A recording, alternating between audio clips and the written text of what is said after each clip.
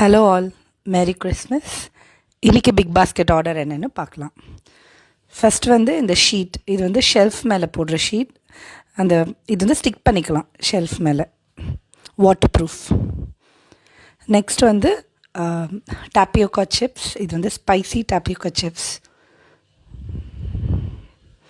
அப்புறம் நான் நாச்சோஸ் வாங்கியிருக்கேன். இது வந்து டேஸ்டீஸ் கம்பெனி நாச்சோஸ் 750 grams. இது வந்து சீஸ் ஃப்ளேவர்.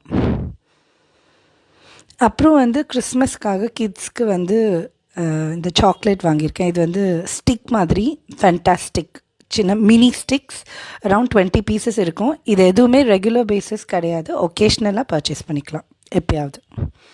ஸோ இதுதான் இன்றைக்கான ஆர்டர்ஸ்.